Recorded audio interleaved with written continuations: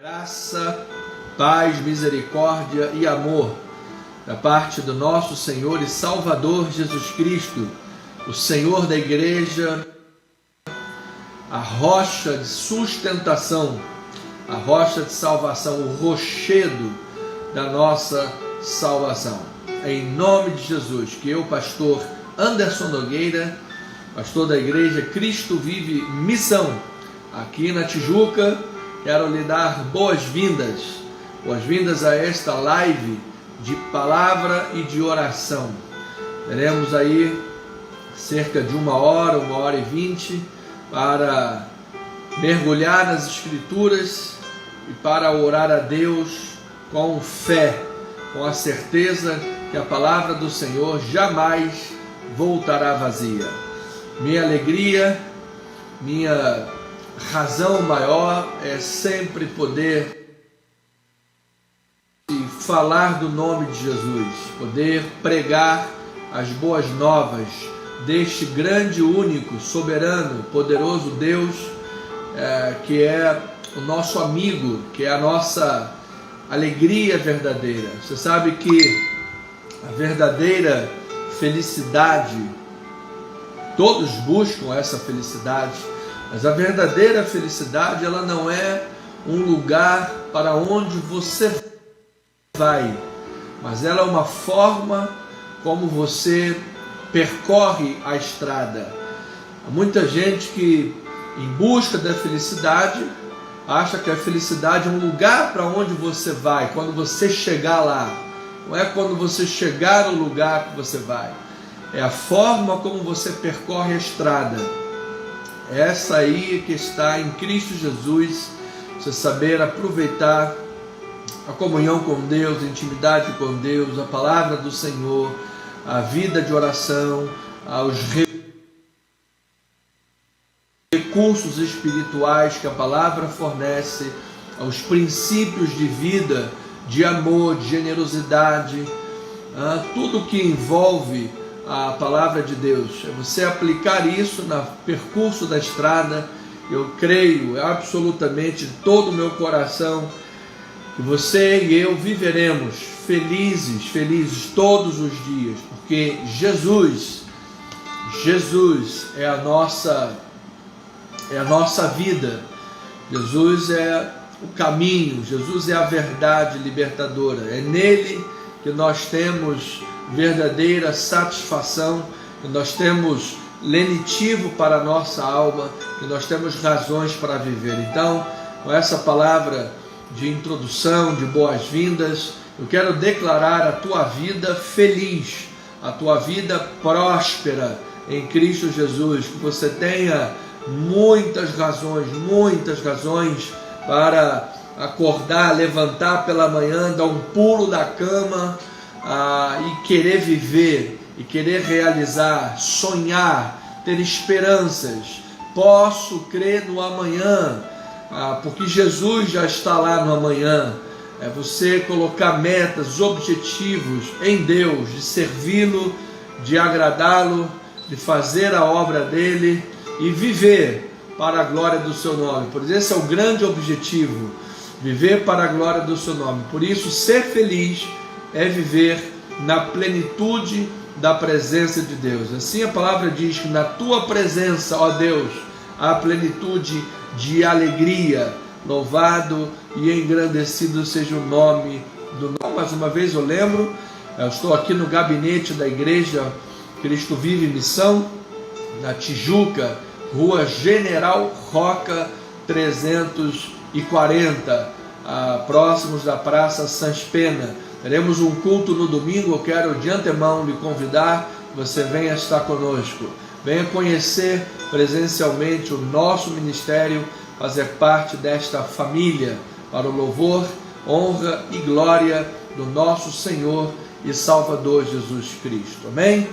Pois bem, amados, vamos adiantar-nos.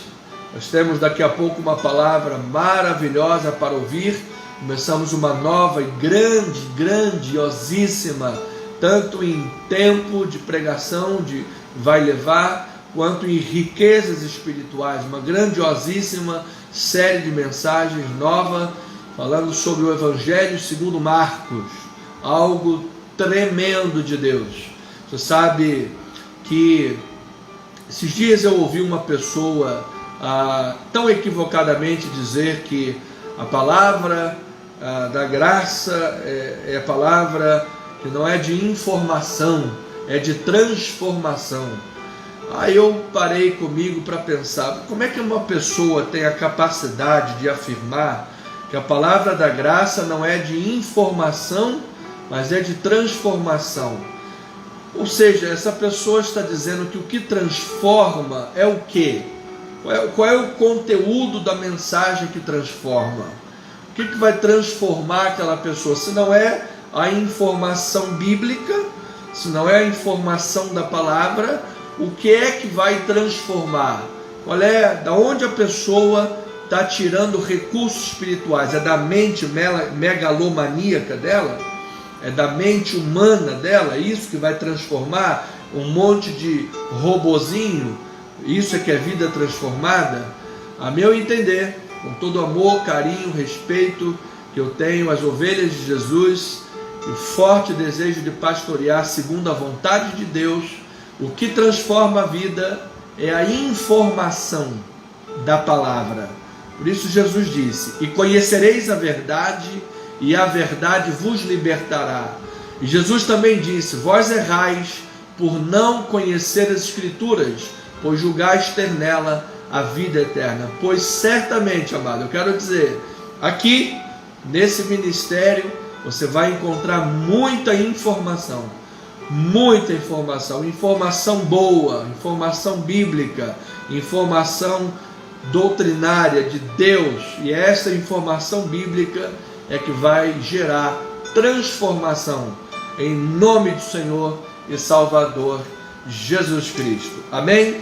Olha, e é exatamente também essa é mais uma área para nós orarmos pelo nosso país, porque nós vivemos uma ditadura da toga, onde temos lá especialmente uma pessoa que cria um mundo e uma forma de criar leis e aplicá-las como acho que tem que ser. Na verdade, como as pessoas aceitam, o país aceita, classe política aceita, a pessoa faz o que acha que tem que ser, e o Brasil tem vivido uma ditadura. Então mandou-se cancelar, paralisar com o Telegram em nosso país. Isto é um absurdo, um assinte contra a liberdade de expressão. Eu quero alertar a igreja que isso é só o começo. Se a igreja de Cristo, se nós não nos posicionarmos, se o povo de Deus não se posicionar, a coisa vai avançar. Então vamos orar também por isso, para que o nosso país seja livre de homens perversos e maus, que nós tenhamos aqui uma nação cristã, uma nação livre, liberta de toda escravidão, de toda prisão humana, de com todo conceito deturpado, que na verdade é uma injustiça contra o povo.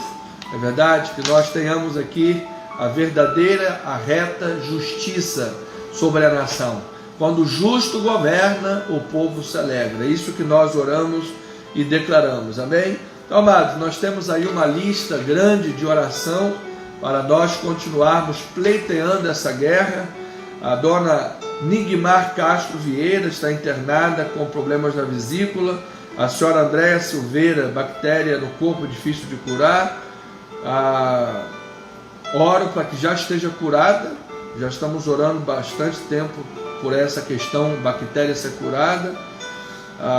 Mas vai certamente a obra ser completa. A irmã Luzia também com problemas de diabetes, uma doença humanamente incurável. Mas vamos orar para que todo mal caia por terra e Deus, o Deus de milagres, cure essa irmã. O José Cardoso vai fazer transplante de córneas. Nós estamos também há um bom tempo orando pelo irmão Cardoso. Esperamos em Deus que ele consiga esse transplante. Creio que fará pelo SUS. Vamos contar com a graça de Deus para que ele consiga. A dona Tereza Andrade, com hérnias, com dores, com inflamação no fígado. O Marcos Vinícius Palhares, pedras nos rins, pressão alta, também diabético, problemas na visão. Temos também agora Roberto Monteiro, câncer na garganta. A Márcia Cristina, câncer de mama. Sueli Fabiane, câncer, fazendo quimioterapia. Vamos orar por todas estas vidas. Temos a nossa amada bispa Deise, em nome de Jesus é sua, vamos orar também para não perder assistência médica. O Vinícius Machado, problemas na justiça. Temos aqui um grupo de pessoas grande, a Neuza, Terezinha, o Carlos, a Angélica, Liliane, Luísa, família Beninca, fortalecimento espiritual e emocional. Temos a Geilda, porta de emprego, Bruno Vilela, porta de emprego, o Pedro e a Cláudia, libertação das drogas. Temos orado também por essas questões na Rússia e Ucrânia, por um cessar-fogo, um acordo de paz. Sabemos que vivemos dias difíceis, dias das dores. Sabemos que cremos todo o coração que a volta de Jesus está próxima, que a tendência no mundo é que essas dores sejam mais intensas, mais presentes. Entretanto, o nosso chamado é sempre orar pela igreja, pela evangelização do mundo e para a volta de Cristo. Amém? Vamos continuar orando por essa questão. Nosso presbítero Jorge também tem aí questão profissional que o pessoal lá postergou, posterga essa luta, mas eu sei que a vitória será maior. Eu creio de todo o meu coração, grande vitória virá para o nosso amado presbítero, e nós temos orado constantemente pela vida dele, tá bom? E por fim, a oração pelo nosso ministério, para que as portas se abram definitivamente, todo empecilho caia por terra e a casa do Pai possa finalmente, depois de 2 décadas de espera, ter uma casa própria, um local que possa dizer: esse local é nosso, é da igreja. Louvado seja o Senhor Jesus Cristo. Amém? Então todas essas questões estão aqui na nossa lista. Vamos orar, pedir, buscar e bater em o nome daquele que vive e daquele que reina para todo sempre, o nosso Senhor Jesus Cristo. Pai amado, Pai bendito e eterno, nós queremos usar esses próximos 20 minutos, Pai, de oração, aproximadamente 18, 20 minutos, para colocar diante de Ti com temor e tremor, com esperança, com fé, com confiança diante do trono da graça de Deus, cada vida, cada família aqui representada, assim bem como as nações que estão em guerras, as famílias que estão em luto, nosso ministério, enfim, Pai, são tantas áreas que nós temos para colocar diante do Senhor. Queremos dizer ao Pai, em primeiro lugar, que a nossa fonte de esperança, a nossa fonte de alegria, a nossa fonte de vida está no Senhor. Antes das coisas acontecerem, antes do milagre, antes das bênçãos, antes da materialização de coisas na vida, nós queremos afirmar aqui em oração, ó Pai, que a nossa maior alegria é em sermos filhos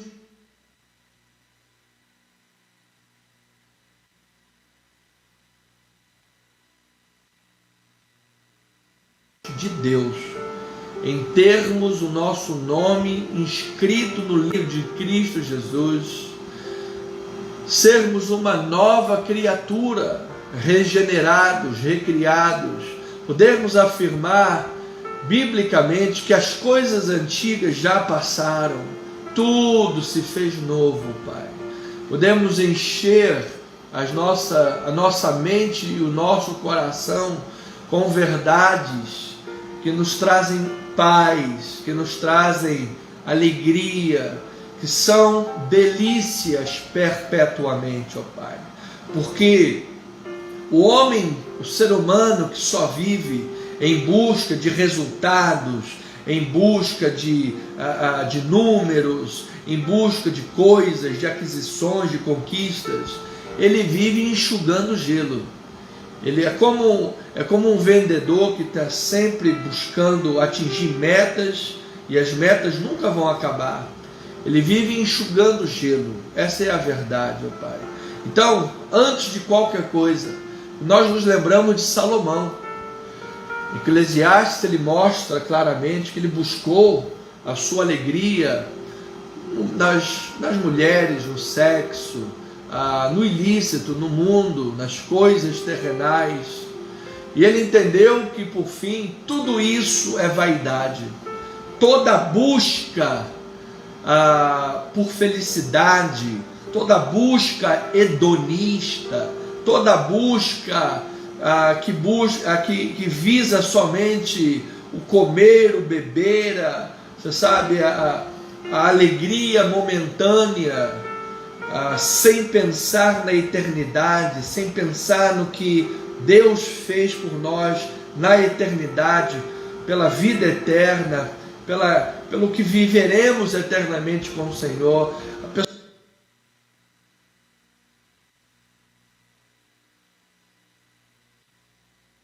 A pessoa que vive nessa busca desenfreada, é na ostentação do que os olhos veem, é o cordão de ouro de 5 centímetros, é o relógio Rolex Invictus de não sei quantos, de brilhante, é a roupa melhor, é o carro do ano, é o melhor, sabe, toda essa glória humana, tudo que parte por esses objetivos e caminhos, Salomão disse que é pura vaidade. Pura vaidade. Pura vaidade.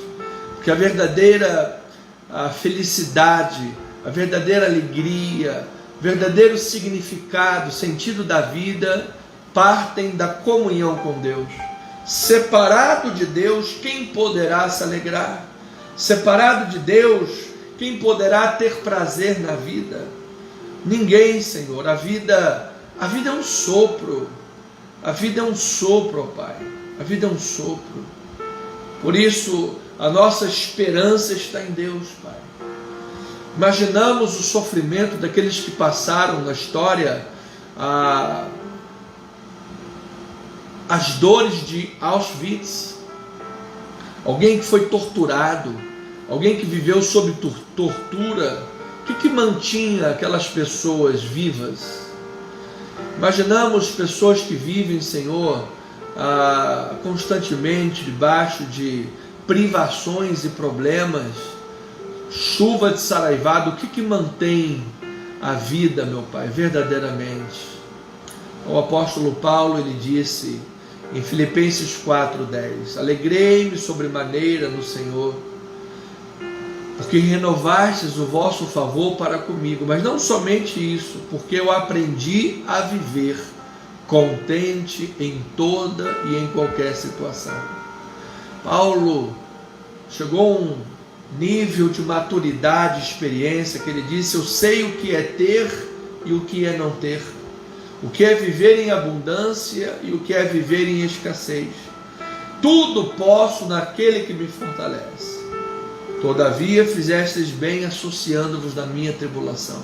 Então, depois de toda a experiência, meu Pai, que Paulo teve de fartura, abundância, de necessidades e escassez, Paulo aprendeu algumas coisas. Em primeiro lugar, a valorizar a alegria do Senhor, a valorizar o ser, a valorizar o que Deus já fez por nós em Cristo Jesus, a nossa posição em Cristo Jesus, a valorizar o que a Bíblia diz que nós somos,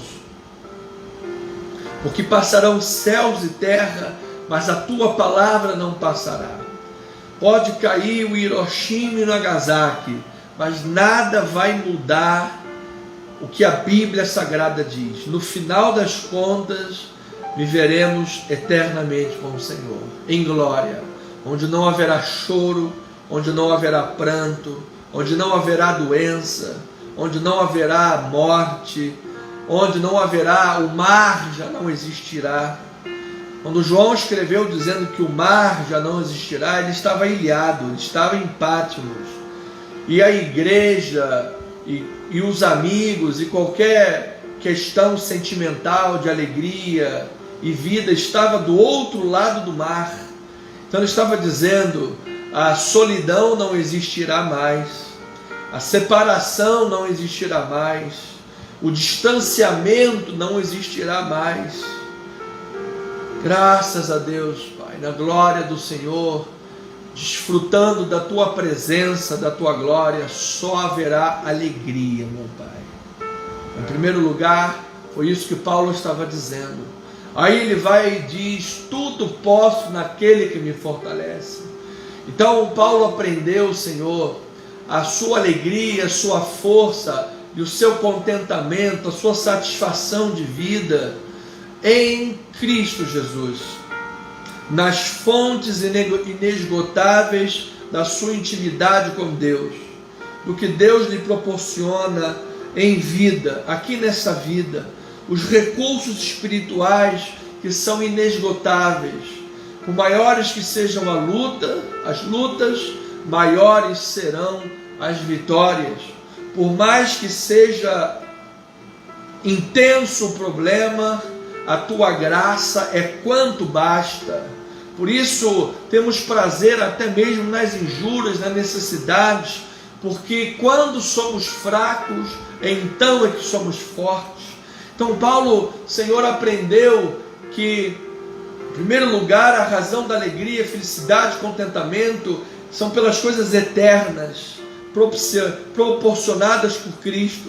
Em segundo lugar, nesta vida humana, material, Senhor, é pela relação e pela fonte de vida que temos em Jesus Cristo, a força que Tu nos dá, a Tua misericórdia que se renova a cada manhã. Tudo posso naquele que me fortalece. A nossa individualidade com Deus, a nossa intimidade com o Senhor, a nossa leitura bíblica, a nossa vida de oração, a nossa busca pelas coisas de Deus, a nossa fidelidade para com a obra do Senhor, a nossa presença, a nossa vida comprometida com Deus de forma individual, aquilo que eu sou, aquilo que eu faço, aquilo que eu vivo de forma íntegra. O que eu creio, eu falo, eu faço, eu sou, eu vivo. É a individualidade com Deus. Isso é força, isso é alegria, isto é satisfação, isso é contentamento, isto é bênção do Senhor. Mas então ele completa e ele diz: todavia fizestes bem associando-vos na minha tribulação. Porque Paulo descobriu, Senhor, que uma vida completa, uma vida plena, é uma vida no corpo. Se o braço for arrancado do corpo, o corpo sobrevive, mas o braço apodrece. Então o braço só tem vida, só tem fluxo contínuo de sangue, de vida e saúde, se o braço estiver ligado no corpo. Então ele entendeu o valor do corpo, ele entendeu o valor da comunidade, ele entendeu o valor da igreja. A igreja não é só um lugar que eu vou, que eu bato o cartão um dia ou outro, que eu faço um sinalzinho para as pessoas, ok, legal. Não, a igreja é um lugar de raízes. A igreja é um lugar que eu pertenço, que eu faço parte. A igreja é um lugar que eu estou inserido nesse contexto, faz parte integrante da minha vida, é a minha família espiritual, é o corpo de Cristo, é a igreja do Senhor. Eu sinceramente, Pai, me espanto como algumas pessoas têm facilidade de ficar meses e meses sem vir à igreja, tranquilo. Parece que aí quando as coisas apertam, aí fica sempre choroso, sempre sensível, sempre cheio de problema, sempre assim, assado, a família sempre desajustada, os problemas sempre, sobressaindo, e depois não sabe por quê, porque está fora do corpo, está fora da comunhão. Todavia fizestes bem, associando-vos na minha tribulação. Disse Paulo, quando um crente está com problema, na linguagem carioca, a igreja compra o seu barulho, a igreja chega junto. Em mundo espiritual, se dizendo, quando um amigo está na briga, o outro amigo já chega dando voadora, espiritualmente falando. Ou seja, nós não estamos sozinhos na briga, nós não estamos sozinhos na luta, nós não estamos sozinhos na adversidade. Nós temos um corpo, nós temos uma família, nós temos uma igreja, nós temos uma liderança espiritual, sim, que ora por nós, que nos alimenta espiritualmente. Nós temos irmãos que estão unidos no amor, que é o vínculo da perfeição. E isso é vida, meu Pai. Isso é saúde espiritual. Isso é contentamento, é satisfação do coração. Quantas vezes nos trabalhos de capelania, Pai, pude ver pessoas no hospital sozinhas, abandonadas, que a família não ia mais visitar, mas a igreja estava lá. Alguém da igreja estava lá, fazendo a visita. Então, meu Pai, queremos te agradecer, Pai, antes de tudo, pelo que nós somos em Cristo Jesus, por todas essas bênçãos que o Senhor nos deu, pela consciência dessas bênçãos, Pai, consciência do quão rico nós somos. Muita gente esquece de agradecer, muita gente só quer pedir, já vai focando nas realizações, e já foca na conquista, na meta, na bênção, no que está vindo, que grandes coisas e tal, só foca nisso, mas se esquece de dizer: eu já sou um abençoado, eu já sou um agraciado por Deus. Então, Senhor, em primeiro lugar, muito obrigado, Pai, por toda essa grande salvação, por toda essa misericórdia, Pai, Hesed, essa misericórdia, ou Betesda, casa da misericórdia, toda essa cobertura de misericórdia sobre a nossa vida, Pai. É por isso que nós estamos de pé, é pela Tua misericórdia, é por isso que estamos aqui, e é por isso que cremos no amanhã. É a nossa esperança da vida eterna, a grande volta do Senhor, para o dia eterno com Cristo Jesus.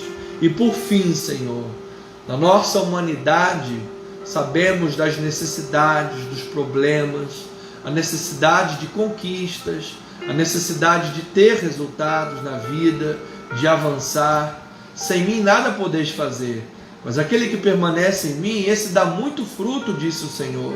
Então, na nossa vida humana, até para a completude, para uma prosperidade plena nas coisas, sabemos da necessidade de ter resultados, de avançar, de ter metas, de conquistar, colher o que se plantou, que com lágrimas semeia, com júbilo ceifarão. Então sabemos de tudo isso e por isso pedimos, oramos, Pai, alivia, Senhor, o sofrimento das pessoas que estão doentes, Pessoas que vivem, Pai, às vezes no dia tomando 2, 3, 4, 5 remédios por dia. Pessoas que estão internadas, Senhor. Pai, cura estas vidas, Senhor, pela Tua graça, misericórdia. Tira essas pessoas do leito de hospital, que elas tenham saúde, Senhor. Aqueles que, graças a Deus, não precisam de remédios assim para viver, que tenham sabedoria, que tenham uma boa alimentação, pratiquem exercícios, Senhor, para manter uma boa saúde. Em nome de Jesus, Pai, declaramos promoção nos empregos, pessoas esforçadas que trabalham, estudam, ficam o dia inteiro trabalhando, estudando, muitas das vezes, para crescer, para ter o melhor, para oferecer o melhor para os filhos, para ser fiel ao Senhor. Meu Pai, que haja crescimento no trabalho, que hajam portas abertas, promoções, Senhor, que pessoas possam ter vitórias nas suas vidas, vitórias hoje, meu Pai, vitórias hoje, vitórias já, não apenas vitórias de 20, 30 anos atrás, vitórias hoje. Declaramos crescimento, declaramos portas abertas, em nome do Senhor Salvador Jesus Cristo. Orações respondidas, meu Deus, para o louvor e a glória de Deus. Pedimos também por livramento, meu Pai, nesse mundo caótico, esse mundo violento, trânsito é violento, andar na rua, a parte da noite, o risco é muito grande, de manhã também, bala perdida, é assalto, é tiro. Senhor, que haja livramento para o Teu povo, em nome do Senhor Jesus. Então colocamos tudo isso diante do Senhor, com fé, em nome daquele que vive e daquele que reina para todo sempre. Te agradecemos, Senhor, porque Tu és a plenitude de alegria, em Ti há delícias perpetuamente. Em o nome do Senhor Jesus, e o povo amado de Deus, a igreja maravilhosa de Cristo Jesus, diga amém, amém e amém. Pois bem, minha amada família espiritual, vamos agora estudar a palavra do Senhor. Vamos agora ouvir a voz de Deus, abrir a palavra do Senhor em Marcos capítulo 1, versículo 9. Marcos 1, versículo 9 a 15, esse é o texto básico. A leitura prévia do texto vai te ajudar a ter uma melhor compreensão do texto bíblico estudado e melhor absorção da mensagem, ok? Eu sempre passo o texto antes do culto para dar oportunidade para você ler o texto previamente e já poder assistir a live e participar do culto já com o texto em mente, o pano de fundo do texto em mente. Isso vai lhe ajudar a compreender melhor a mensagem pregada, amém? Então o tema desta noite, sexta-feira, 100% homem, 100% Deus, ungido e divino, vitorioso em toda a sua obra. Estamos falando de quem? Estamos falando de Jesus, o Messias, Filho de Deus, Salvador de todo aquele que crê. Então vamos fazer a leitura, Marcos capítulo 1, versículo 9 a 15. Diz assim a palavra do Senhor: Naqueles dias veio Jesus de Nazaré, da Galileia, e por João foi batizado no Rio Jordão. Logo ao sair da água, viu os céus rasgarem-se e o Espírito descendo como pomba sobre ele. Então foi ouvida uma voz dos céus: Tu és meu Filho amado, em Ti me comprazo. E logo o Espírito o compeliu para o deserto, onde permaneceu 40 dias sendo tentado por Satanás. Estava com as feras, mas os anjos o serviam. Depois de João ter sido preso, foi Jesus para a Galileia, pregando o Evangelho de Deus, dizendo: O tempo está cumprido e o reino de Deus está próximo. Arrependei-vos e crede no Evangelho. Que esta palavra abençoe ricamente as nossas vidas. E para isso, Senhor, eu te peço que esta semente da palavra frutifique a 30, 60 e a 100 por um. Que o Senhor me use, que eu diminua, que o Senhor cresça e que o Senhor fale às tuas ovelhas através do estudo bíblico. Que esta palavra, que é poderosa, seja eficaz no coração das tuas ovelhas, gerando bons frutos, gerando renovação mental, gerando uma vida sólida e sobre a rocha. É o que nós oramos em nome de Jesus, e a igreja amada diga amém e amém, para a glória de Deus. Família amada, santos, povo precioso, povo amado de Deus, mais do que vencedor em Cristo Jesus, aqueles que têm olhos iluminados, porque são ovelhas de Jesus. Jesus abriu os corações para compreender a palavra de Deus. O testemunho profético e a proclamação do profeta João irrompeu o silêncio de Deus, que por 400 anos Deus permaneceu em silêncio. É o período intertestamentário entre Malaquias, no Antigo Testamento, e agora o Novo Testamento. João Batista, depois de então 400 anos, irrompeu o silêncio e veio com uma voz profética para falar em nome de Deus e anunciar que Jesus é o Messias, o Filho de Deus e Salvador de todo aquele que nele crê. Por isso o texto de ouro do Evangelho, mais conhecido no mundo inteiro, um dos mais conhecidos, diz que Deus, Pai, amou o mundo de tal maneira que deu o seu Filho, para que todo o que nele crê, no Filho, não pereça, mas tenha a vida eterna. Foi essa a voz profética de João Batista. Foi isso que ele veio anunciando. Então, aquele que deu início à era do reino de Deus, Jesus. João anunciou: este Jesus, o Messias, o Salvador de todo aquele que crê, nele crê. Ele está dando início à era do reino de Deus. Ele está dando início à era do Espírito Santo.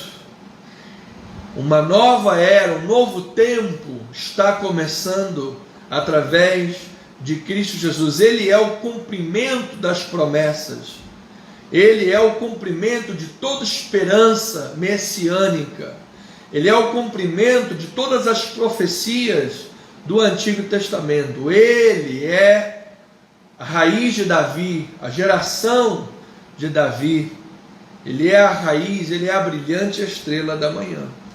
Então essa identidade é declarada primeiro pelos profetas do Antigo Testamento, vimos especialmente Isaías e Malaquias. E essa identidade é declarada pelo seu precursor messiânico, João Batista, a voz do deserto. João veio literalmente do deserto, ele vivia no deserto, ele veio pregando esta voz. E isso nos diz muitas coisas, amados. Diz que Deus é poderoso para irromper o silêncio, e Ele é poderoso para falar com você, para comunicar-se com a sua igreja, mesmo que o tempo que a igreja está inserida, o contexto, seja um contexto árido, seja um contexto desértico. Mesmo que nós, como igreja, estejamos vivendo tempos áridos, desérticos, difíceis. Deserto também, a pessoa que está no deserto é alguém que está longe da cidade, está longe da sociedade, ou seja, ela é uma distância Você pode imaginar, amado, que as pessoas hoje estão frias, o amor se esfriou, é tempo de apostasia, distanciamento de Deus, mas mesmo nesse tempo, Deus pode e fala por meio de Jesus para a sua igreja. Deus falou de muitas maneiras no Antigo Testamento e hoje Ele fala pelo Filho. E Jesus é a palavra viva, é o Logos. Por isso nós cremos no sola Scriptura e no tota Scriptura. Somente a palavra e toda a palavra de Deus. Não é uma palavra selecionada que eu vou lá... O Senhor é o meu pastor e nada me faltará. Amém, aleluia. Oh, Chacamanta. Aí depois vai lá em outra passagem e diz: mas ele serviu, servo, não veio para ser servido, para todo mundo carregar a maleta, lamber a gravata, mas veio para servir. Não, isso aqui não é para mim. Então nós precisamos voltar para a palavra de Deus e saber que Deus pode e quer falar esta noite para as nossas vidas. Eu recebo para a minha vida, recebe também o meio da palavra para a sua vida também, amado. Então, como precursor messiânico, João deu início ao cumprimento da promessa de Isaías e de Malaquias, ao preparar o caminho para a vinda de Jesus. Você lembra que Isaías diz: aterrai. Primeiro ele diz: consolai o meu povo. É findo o tempo da sua milícia. Consolai. Mas esta é uma palavra de consolo. Jesus está presente e ele fala. Depois ele diz: aterrai a estrada. Acabem com os buracos da estrada. O que é tortuoso será retificado. Escraboso aplanado, vamos preparar o caminho. Amados, então está falando que é por meio da palavra de Deus, as impurezas da vida espiritual vão sendo trabalhadas.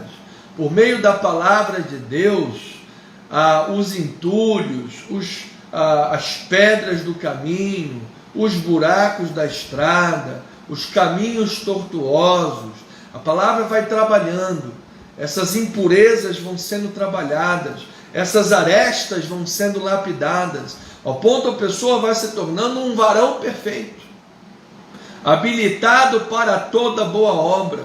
Ele deixa as coisas próprias de menino, ele já não fala e nem pensa como menino, ele já não vive agitado de um lado para o outro, ao dessabor das heresias, das artimanhas dos homens, dos falsos pregadores e tantos mais, mas ele vive centrado na obra, na vida, na pessoa de Cristo, reconhecendo o valor das Escrituras, o valor da igreja de Cristo, o valor da liderança espiritual. Então, como ovelha, ele vive uma vida espiritual saudável. Essa é a preparação, é uma vida preparada, o caminho preparado. E assim João veio preparando o caminho, para que Jesus logo então viesse, trazendo o tempo do reino, da plenitude. Então João Batista, para toda essa preparação do caminho, ele chamou o povo ao arrependimento, a confissão dos pecados e a fé no Evangelho, para que o perdão dos pecados fosse dado. E como sinal do perdão, como sinal da nova vida, como sinal da era do Espírito, ele veio batizando com as águas. Então, o batismo nas águas de João, nós entendemos, foi algo surpreendente no domingo passado, foi algo surpreendente naquele contexto, porque ninguém batizava daquele jeito. A comunidade de Qumran não batizava desse jeito, não havia purificação desse jeito. Os judeus não purificavam ninguém desse jeito. Havia um mikveh, haviam tradições e maneiras diferentes. Então Deus instruiu João Batista que viesse desta forma. E depois de João Batista, o relato do batismo nas águas como um sinal um rito de passagem, uma entrada no cristianismo, um sinal externo daquilo que ocorreu no interior, só foi ocorrer no ano 50 para frente. Então aquilo foi algo inédito, um sinal público. Então Deus estava dizendo que alguma coisa estava acontecendo ali, naquele momento. Aquele recorte era um recorte diferente, um novo tempo, uma nova era seria dado início através do ministério de Cristo Jesus. Então, arrependimento, confissão e fé no Evangelho são os requisitos de Deus para qualquer um que quiser receber o perdão judiciário, o perdão da última instância. Ele diz: quem tentará acusação contra os eleitos de Deus? É Deus quem o justifica. Por quê? Naquele contexto, Paulo sabia que se um juiz local desse o perdão, um juiz maior poderia cancelar aquele perdão e a pessoa ser condenada. Então ele disse: quem é que vai intentar a acusação? Se é Deus quem justifica, ou seja, Deus é o governante maior, Ele é o Rei dos Reis, Ele é o Paracleto, Ele é o Todo-Poderoso. Se Ele justificou, quem é que vai tentar apelar para uma corte maior? Porque não existe corte maior do que Deus. É Deus quem o justifica. Esse é o perdão. Conta-se uma história de que um homem fez lá asneira na vida e foi condenado à morte. E lá na prisão, ele, desesperado, chorando, você sabe, naquele desespero, ele, de quem vai morrer, de quem está no corredor da morte, todos viam aquilo, e aí foram ao governador, porque o governador ele tinha condições de dar uma carta de alforria, uma carta de perdão, para liberar qualquer pessoa do corredor da morte e dar uma segunda chance. Então as pessoas foram ao governador e falaram: governador, aquele rapaz é muito jovem, ele fez lá uma asneira na vida, mas antes dessa asneira ele era até um bom rapaz, nunca fez mal a ninguém, ele escorregou, dá uma segunda chance para ele, apesar do que ele fez, dá uma segunda chance. E aí o governador, tocado no coração, o que ele fez? Ele: tudo bem, eu vou, mas eu vou lá disfarçado. E aí o governador se disfarçou de pastor, botou lá um terno, botou lá uma roupinha bonita, uma calça jeans bem arrumada, um sapatinho, um palitozinho, botou a Bíblia debaixo do braço e foi lá na cadeia. E aí pegou a Bíblia e dentro da Bíblia, o governador, disfarçado de pastor, botou a carta de alforria, a carta de perdão dentro da Bíblia. E quando chegou perante a cadeia onde estava aquele jovem, ele falou: posso dar uma palavra para você e dar uma palavra de justificação para você e te dar esse presente aqui, porque dentro desse livro aqui está a sua verdadeira carta de alforria. Dentro desse livro aqui, a Bíblia Sagrada, está a sua carta de perdão. Deixa eu dar essa palavra para você. Você recebe, você aceita esse perdão que está nessa palavra. E aquele jovem indignado começou a xingar o pastor, que era o governador, e ele não sabia que era o governador. Ele achou que fosse um pastor. Começou a xingar: sai daqui, seu isso, seu aquilo, sei o que, arará, expulsou, cuspiu nele: vai-te embora! E ele foi embora. E o pastor e o governador, disfarçado de pastor, foi embora, levando a Bíblia com ele. E aí, quando ele foi embora, o carcereiro veio até a célula daquele homem e falou: rapaz, você sabe quem foi que você mandou embora? Aquele homem era o governador. E dentro da Bíblia que ele queria te dar de presente, estava a sua carta de alforria, estava a sua carta de libertação, a sua carta de perdão. Você ia sair daqui hoje mesmo, livre do corredor da morte. E aí, no dia que aquele homem foi ser enforcado, na hora do enforcamento, ele pediu uma palavra. Eu posso dar uma palavra antes? Aí as pessoas deixaram, tudo bem, pode falar. E ele disse assim para toda a plateia, ele disse: olha gente, hoje eu vou ser morto. Assim que eu acabar de falar, esse chão aqui vai se abrir e eu morrerei enforcado. Mas eu quero dizer que eu não vou morrer enforcado por causa dos meus crimes. Não, eu não vou morrer enforcado por causa do crime e dos meus pecados que eu cometi. Esses pecados e crimes não são a verdadeira causa da minha morte. A verdadeira causa da minha morte hoje é porque eu recusei o perdão. Eu recusei a justificação. Eu recusei a carta de alforria que eu poderia ter recebido. Aleluia. A verdadeira carta de justificação e alforria é Jesus. Todo aquele que nele crê está justificado.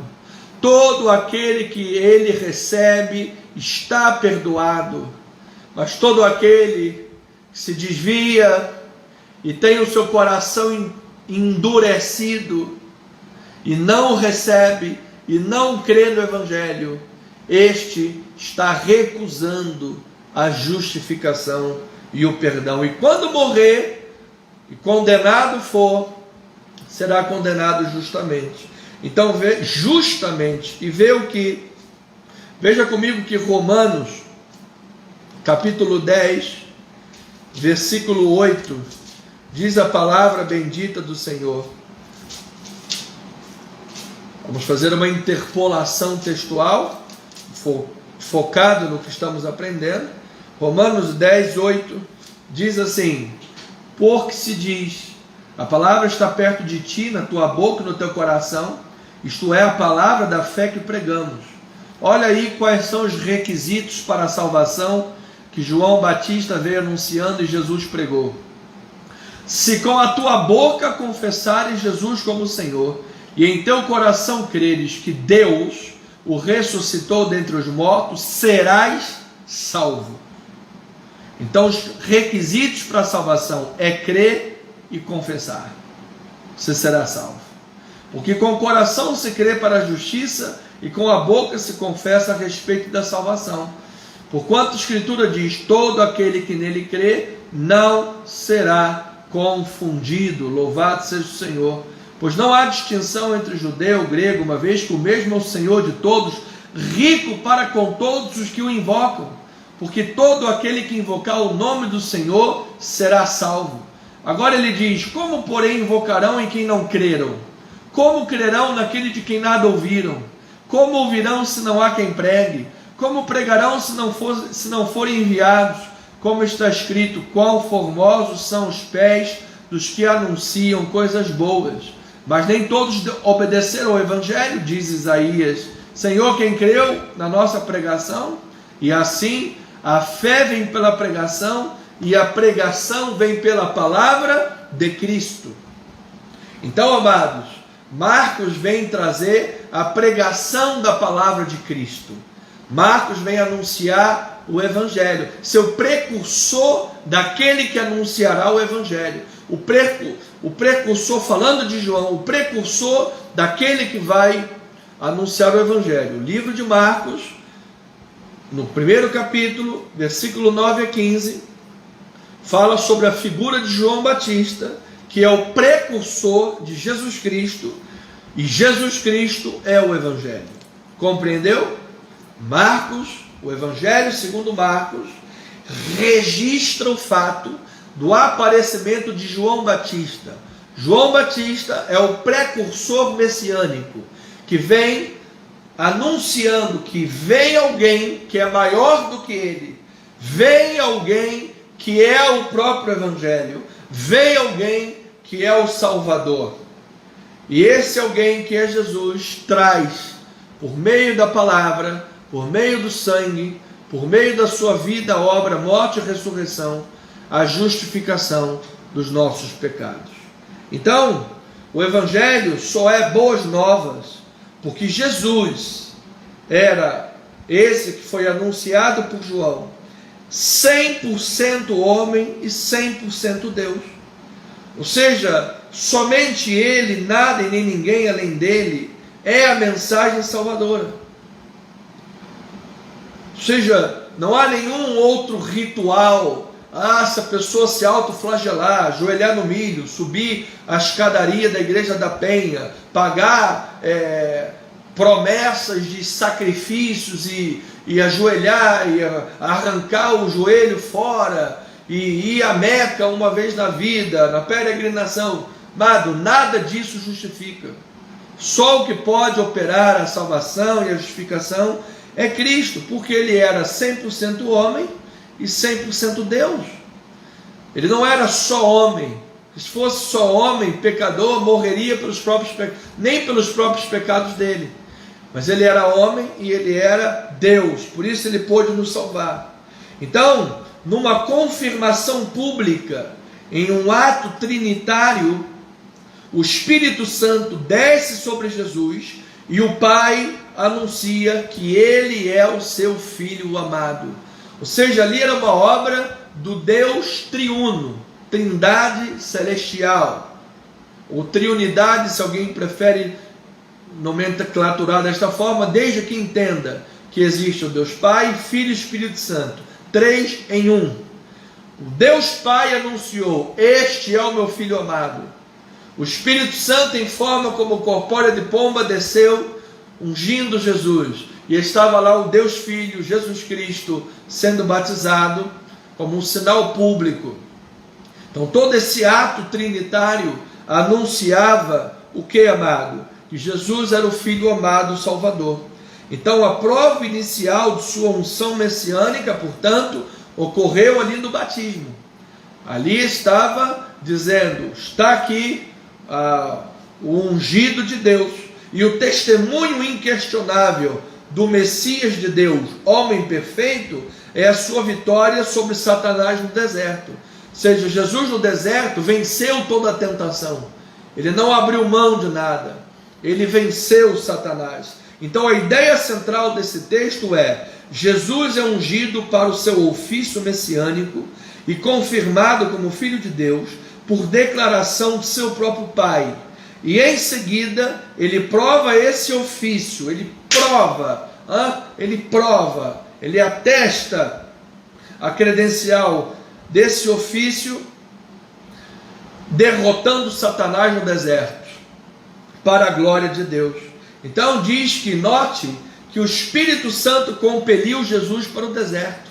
Foi o Espírito quem compeliu Jesus para o deserto. Você pode estar, meu amado, fazendo a obra de Deus, vivendo a obra de Deus, andando no Espírito, e ainda assim entrar no deserto. E a pessoa diz: gente, mas eu sou servo de Deus, eu faço a vontade do Senhor, estou andando no Espírito, e mesmo assim entrei no deserto. Sim, nada de novo debaixo do céu. O Espírito Santo compeliu Jesus para entrar no deserto. Então Satanás se aproximou de Jesus a fim de tentá-lo a usar a sua autoridade divina em benefício próprio. Satanás tentou Jesus a usar a sua força toda poderosa para vencer, para seu benefício, mas aí seria ilegítimo isso. Por isso Jesus era 100% homem perfeito, ou seja, ele venceu na sua humanidade, ele venceu toda a tentação de Satanás.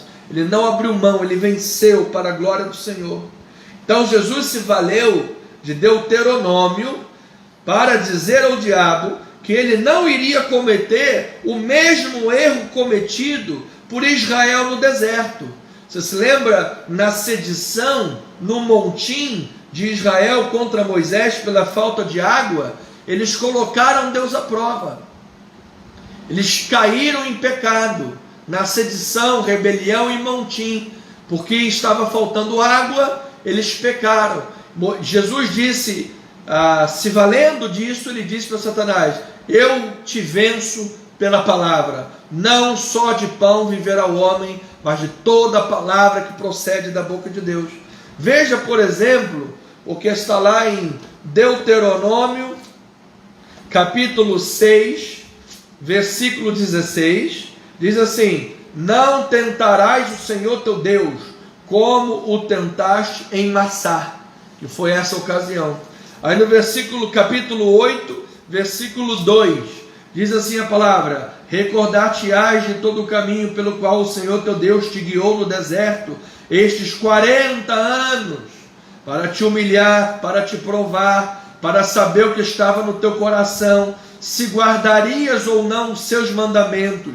Ele te humilhou e te deixou ter fome, e te sustentou com um maná que tu não conhecias, nem teus pais o conheciam, para te dar a entender que não só de pão viverá o homem.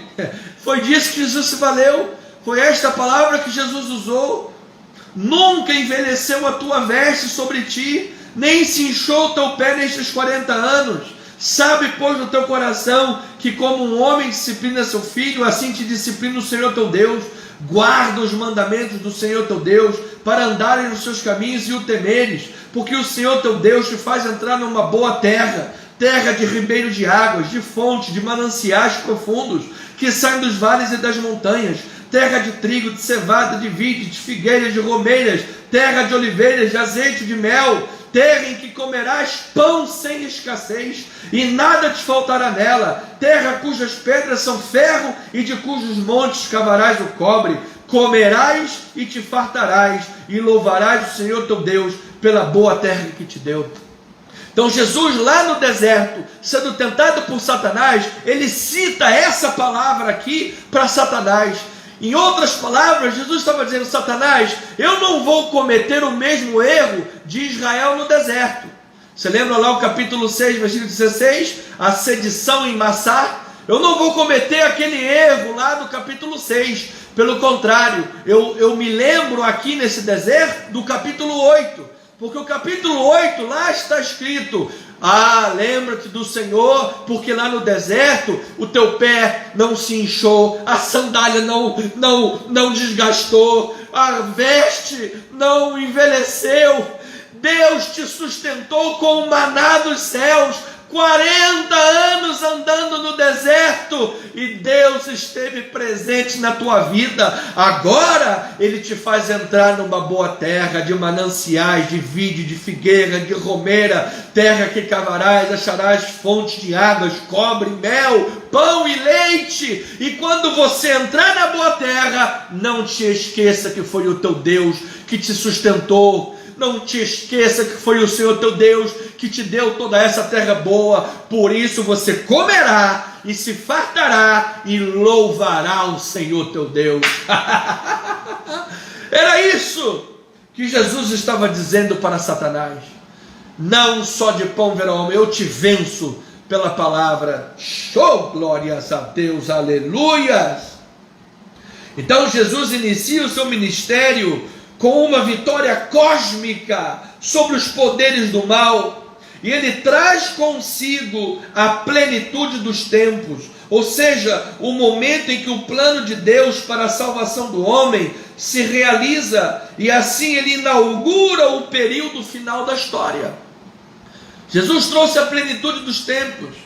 O cumprimento das promessas era Jesus, o cumprimento das profecias era Jesus, o cumprimento da vinda do rei messiânico, o Messias real, o Messias régio, aquele que se assentaria no trono de Davi, estava acontecendo, era real, era Jesus, 100% homem, homem perfeito, 100% Deus, Deus triuno, perfeitamente, Deus caminhando sobre a terra na pessoa de seu Filho Jesus Cristo. Então, falando do texto, o batismo de Jesus é o cumprimento dos desígnios de Deus, que simboliza um rito de passagem para essa nova vida, para essa nova era, o novo tempo, o tempo vivido no Espírito, a era do Espírito, em que a pessoa e o mundo somos guiados pelo Espírito. Então Jesus, o homem Deus, é ligado à sua missão de trazer redenção ao homem. Jesus estava ali, iniciando seu ministério, dizendo: estou aqui para trazer redenção ao homem. Ou seja, a salvação não é por A, B ou C, não é Buda, não é Confúcio, não é Maomé. Eu sou a salvação, eu sou a ressurreição e eu sou a vida. E Jesus estava ali ligado ao propósito divino de iniciar a era do Espírito. Por isso, no final, para os discípulos, ele disse: se eu não for, o Espírito não pode vir.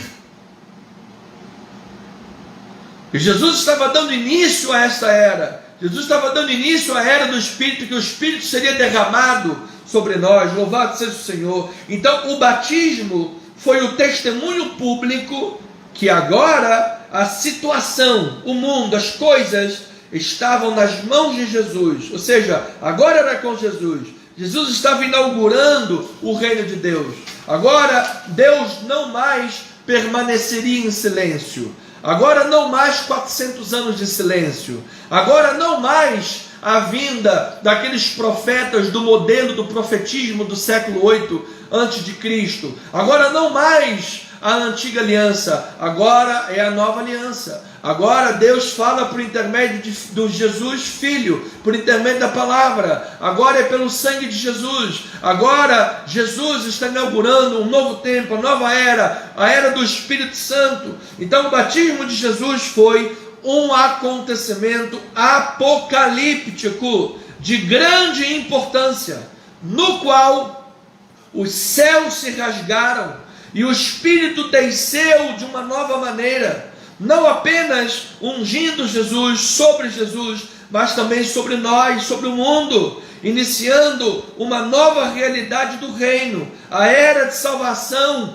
dominada a era da graça, da salvação, tempo oportuno de salvação, pela intervenção de Deus, pelo Espírito. Esse é o tempo sobremodo oportuno, esse é o dia da salvação, disse o apóstolo Paulo, é hoje, o tempo é hoje, amados. Por isso Isaías, capítulo 61, versículo 1 a 4, olha o que diz aí. Olha lá o tema que a Sociedade Bíblica ajuda para compreender as boas novas de salvação. Olha lá: o Espírito do Senhor Deus está sobre mim, porque o Senhor me ungiu para pregar boas novas aos quebrantados. Enviou-me a curar os quebrantados de coração, a proclamar libertação aos cativos e a pôr em liberdade os algemados, a apregoar o ano aceitável do Senhor e o dia da vingança do nosso Deus, a consolar todos os que choram e a pôr sobre os que em Sião estão de luto uma coroa em vez de cinzas, óleo de alegria em vez de pranto, vestes de louvor em vez de espírito angustiado, a fim de que se chamem carvalho de justiça, plantados pelo Senhor para a sua glória. Edificarão os lugares antigamente assolados, restaurarão os diante destruídos, renovarão as cidades arruinadas, destruídas de geração em geração. Louvado seja o nome de Jesus. Essa era o tempo que Jesus estava inaugurando, amado. O Espírito Santo está na tua vida. Encha-se do Espírito Santo. Busque os dons do Espírito Santo. Por meio da palavra, produza o dom, o fruto do Espírito Santo. A paz, o amor, a harmonia, a alegria, a generosidade. Faça isto, amado. Viva no Espírito, anda no Espírito, ore no Espírito. Pregue a palavra, mantendo uma vida em Espírito e em verdade de adoração.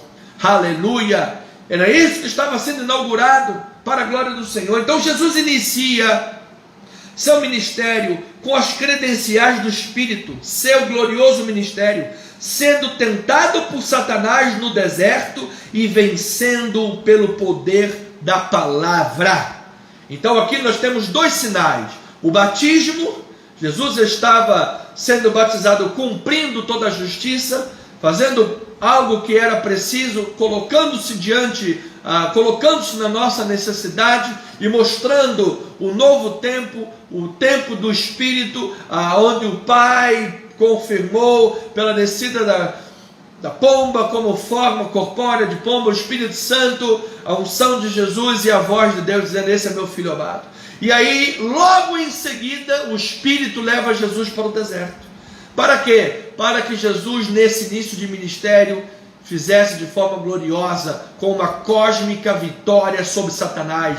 Jesus era Deus, mas era perfeitamente homem, pois como homem, ele não usou a sua prerrogativa divina para vencer Satanás no deserto, em seu benefício próprio. No deserto ele venceu Satanás, trazendo a palavra, usando Deuteronômio, usando a palavra, dizendo: eu não vou cometer o mesmo erro de Israel do deserto. Não só de pão viverá o homem, mas de toda a palavra que procede da boca de Deus.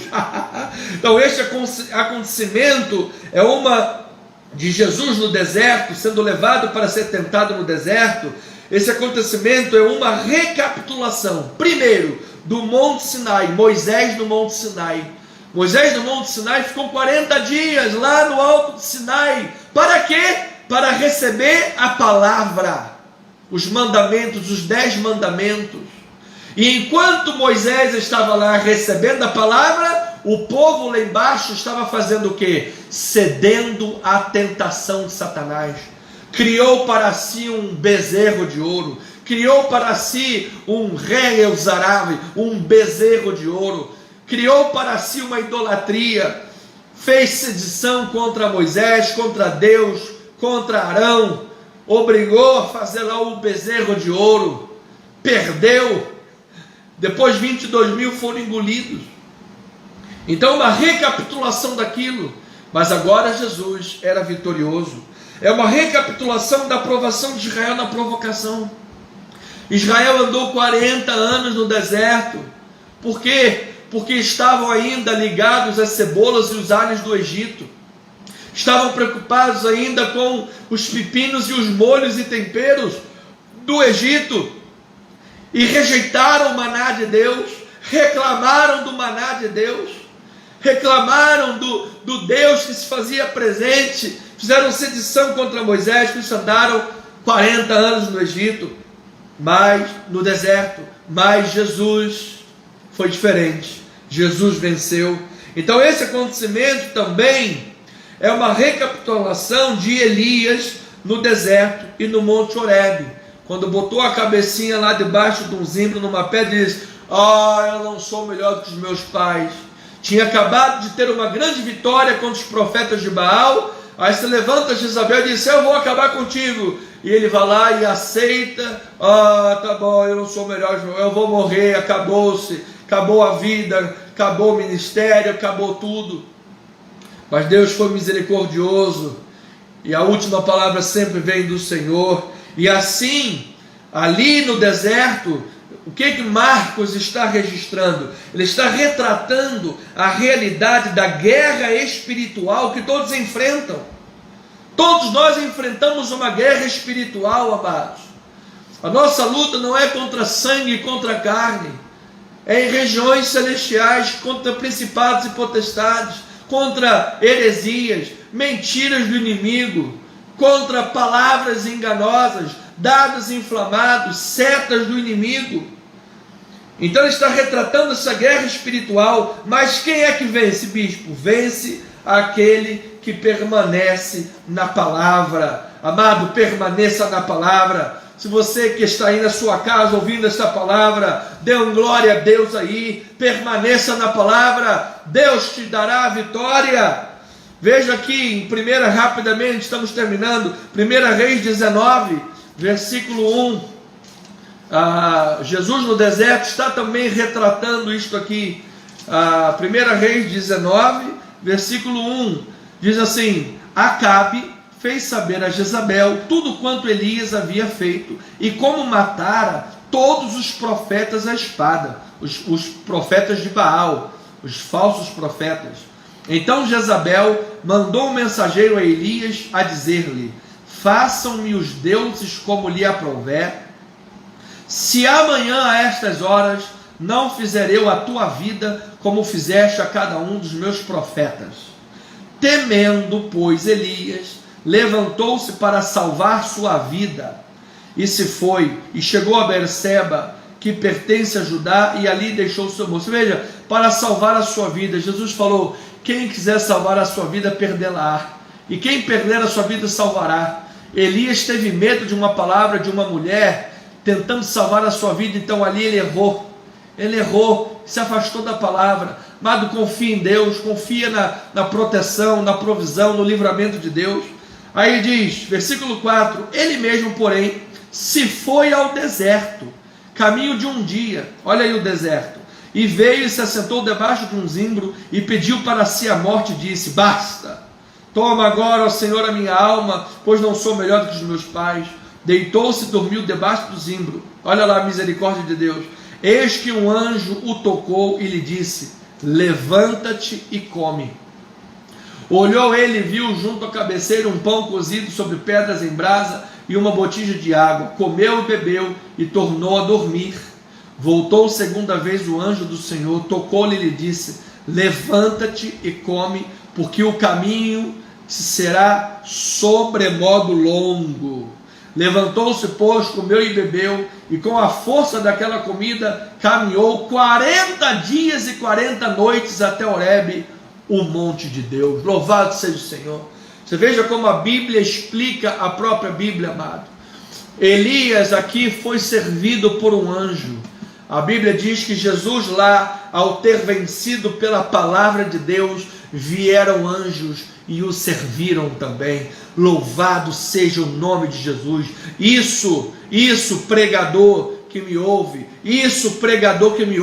é informação com transformação. Isso é informação que transforma, é a palavra de Deus, é a palavra sagrada, é a palavra que vem do céu, não só de pão, é a palavra de Deus que transforma, que sustenta, que dá vida. Louvado seja o Senhor. Então eu concluo, amados. Vamos lá em Marcos capítulo 1, versículo 9. Naqueles dias veio Jesus de Nazaré da Galileia, e por João foi batizado no Rio Jordão.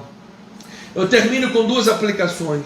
O batismo no Jordão cria uma ligação com Naamã. Por quê, amados? Vamos rapidamente fazer a leitura. Prometo que termino. 2 Reis, capítulo 5. 2 Reis, capítulo 5, versículo 10. Diz assim a boa e a bendita palavra de informação e transformação. Diz assim, versículo 10. Então Eliseu lhe mandou um mensageiro dizendo: vai, lava-te 7 vezes no Jordão, e a tua carne será restaurada e ficarás limpo. Naamã, porém, muito se indignou e se foi dizendo: pensava eu que ele sairia ter comigo, por-se-ia de pé, invocaria o nome do Senhor seu Deus, moveria a mão sobre o lugar da lepra e restauraria o leproso. Não são porventura Abana e Farfá, rios de Damasco, melhores do que todas as águas de Israel? Não poderia eu lavar-me neles e ficar limpo? E voltou-se e se foi com indignação. Olha, então chegaram a ele os seus oficiais e lhe disseram: meu pai, se te houvesse dito o profeta alguma coisa difícil, acaso não farias? Quanto mais já que apenas te disse: lava-te e ficarás limpo.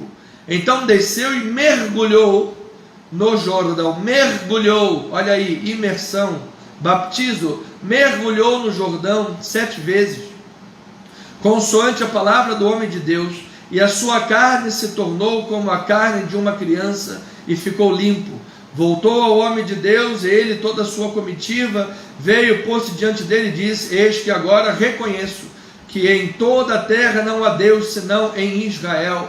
Agora, pois, te peço, aceite um presente do teu servo. Veja, amado, veja que o batismo no Jordão cria uma ligação com Naamã. Por quê, amados?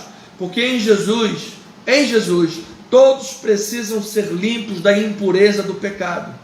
De maneira que Jesus, em seu batismo, estava se identificando com a nossa necessidade humana, a fim de cumprir toda a justiça. Portanto, quando recebemos Jesus, somos feitos uma nova criatura, e dá-se início à era do Espírito, guiados pelo Espírito, porque somos nesse momento batizados pelo Espírito. Quando recebemos Jesus, somos imergidos no Espírito. Lembra-se que João Batista falou: aquele que vem depois de mim batizará com o Espírito Santo. O que isso significa? Só Jesus, sendo 100% homem e 100% Deus, só Ele pode nos imergir no Espírito de Deus. Amado, os homens, nós, como um sinal público, se vem alguém aqui na igreja, já ensinei na igreja, nós não cremos em batismo nas águas obrigatório, mas no batismo nas águas voluntário, porque Paulo disse: Cristo não me enviou para batizar, e sim para pregar o Evangelho. No entanto, Paulo batizou algumas pessoas. Se Paulo batizou algumas pessoas nas águas, quer dizer que não tem nada a ver dizer que foi batizado nas águas, decaiu da graça, ultrajou o sangue da aliança, o Espírito. Isso é coisa de gente sensacionalista e que não conhece a Bíblia e quer dizer que está trazendo a última palavra, que é o grande pregador das nações. Balela. Se batizar nas águas fosse anti-pregação da graça, tivesse errado, Paulo não teria batizado ninguém, tá? Agora, precisamos ser fiéis à palavra de Deus. Então, batizar nas águas como algo voluntário e um sinal público de alguém que se converteu e agora está entrando no cristianismo, não tem problema nenhum. Pode ser até um evento que você chama a família para estar na igreja e ter lá uma mensagem evangelística. Agora, João Batista disse: aquele que vem depois de mim, ele batizará com o Espírito. Ou seja, quando nós somos imergidos no Espírito Santo, imergidos no Espírito de Deus, aí nós nascemos nova criatura. Porque não adianta a pessoa, se não for cristã, não tiver sido batizada no Espírito, não adianta por pura emoção ir lá se batizar nas águas. Vai entrar um pecador seco e vai sair um pecador molhado. Só isso. E depois, se você é cristão, mas eu sou cristão, convertido, lavado e remido no sangue de Jesus, eu quero somente testemunhar publicamente, através do batismo nas águas, esse feito. Aquilo que Deus fez internamente, eu quero mostrar externamente para as pessoas. E depois não dá o testemunho, então pega mal. Nós temos que dar testemunho de quem é Jesus em nossas vidas, testemunho que o batismo do Espírito Santo, Jesus, o seu poder aconteceu. Então, meu amado, pelo Espírito de Deus, nós somos livres do domínio do pecado, somos revestidos do poder do Espírito Santo e damos o fruto do Espírito Santo. Se você está em Deus, se você vive em Jesus, se você tem o Espírito Santo, você dará frutos do Espírito. Nós não podemos dizer que somos de Jesus, somos da palavra, somos salvos e vivemos uma vida mundana. Não, se você é de Jesus, você dará bons frutos. E por fim, no versículo 10 ele diz: logo ao sair da água, veja que Jesus estava dentro da água, ou seja, imergido. Ao sair da água, viu os céus rasgarem-se e o Espírito descendo como pomba sobre ele. Então, meu amado, Moisés abriu o mar vermelho, Josué abriu o rio Jordão e também Elias abriu as águas. Mas Jesus, em seu batismo, não abriu somente águas dos rios. Amado, a própria malha do céu se rasgou. Jesus abriu o céu, a malha do céu se rasgou. Isso significa que em Jesus, muito mais do que milagres externos, de ver mar vermelho se abrindo, haverão milagres internos, milagre dos céus na tua vida, no teu espírito. As portas dos céus estão abertas, a era do reino de Deus dentro de nós já começou. O céu comanda a terra, a nossa vida. Jesus preparou ali naquele evento o caminho para o véu do santuário que seria rasgado de alto a baixo, e o véu se rasgou, assim como o céu se rasgou, e hoje nós temos acesso direto ao trono da graça de Deus. Assim, esses eventos mostram um ato sobrenatural de Deus que intervém na vida humana e governa para a glória do seu nome. Então, amado, Jesus movido pelo Espírito de Deus, entrou no deserto e venceu Satanás pela autoridade da palavra. E eu termino perguntando às ovelhinhas de Jesus: e nós? E nós? Uma vez que somos movidos pelo Espírito, até podemos entrar em desertos, mas eu pergunto: estamos permanecendo na palavra? Iremos permanecer na palavra? Iremos dar o bom testemunho de Jesus vencendo pela palavra? Ou vamos cometer o mesmo erro de Israel na sedição do deserto, gerando montim contra a obra de Deus, contra a liderança espiritual, contra a vontade do Pai? E aí? Jesus está no governo da tua vida? Você foi imergido no Espírito Santo? Você vive uma nova vida? Você está sendo governado por Deus? Então, ovelhinha, dê bons frutos. Continue buscando na oração. Mergulhe mais profundamente na palavra. É a palavra que vai te limpar. É a palavra que vai te limpar. É a palavra. Vós estáis limpos pela palavra. É a palavra. Enche a tua mente da palavra. Enche teu coração da palavra. Enche a tua vida da palavra. Busque conhecimento. Busque sim informação bíblica. Busque, agradeça a Deus pelo teu ministério, pelo teu pastor que te dá informação bíblica, para você não viver nas mãos de homens que vivem aí cheio de misticismo, cheio de clericalismo religioso. Estamos aqui na antessala do semideus, estamos aqui na antessala do Todo-Poderoso. Balela!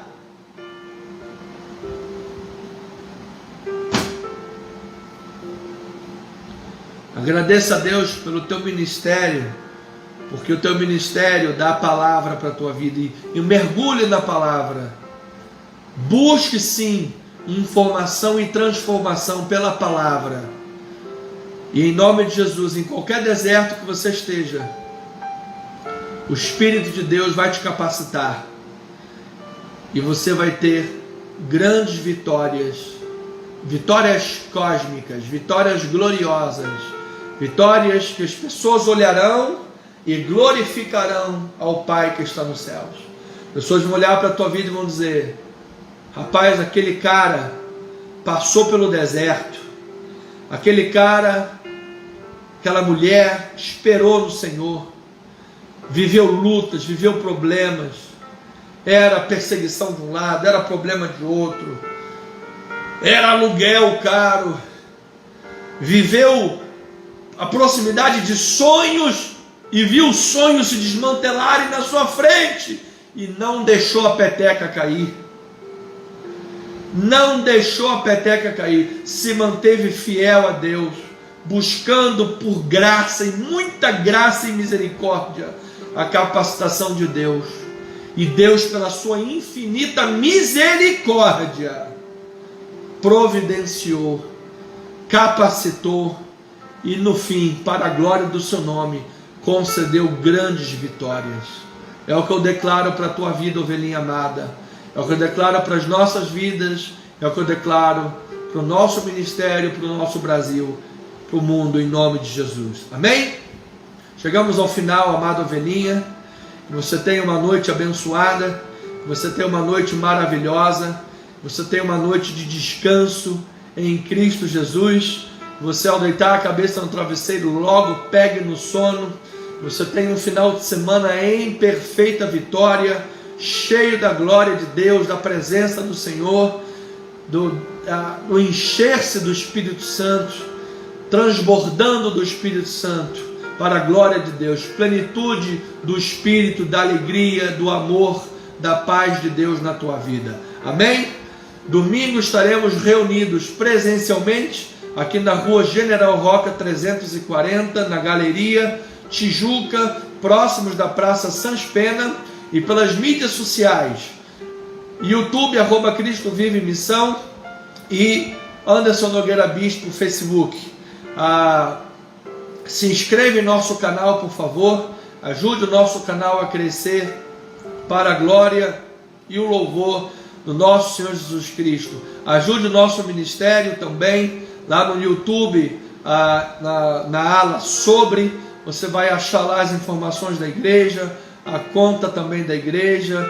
Ajude o nosso ministério, ajude financeiramente esta obra, abençoe, certamente Deus vai honrar grandemente a tua vida. Amém? Então, uma noite abençoada, final de semana abençoado. Receba aí o meu carinho, o meu abraço, ósculo santo, em nome de Jesus. Que a graça, a paz, a misericórdia, o amor e as doces consolações do Espírito Santo se manifestem hoje eternamente na tua vida. E eu digo, somos o que somos pela graça de Deus.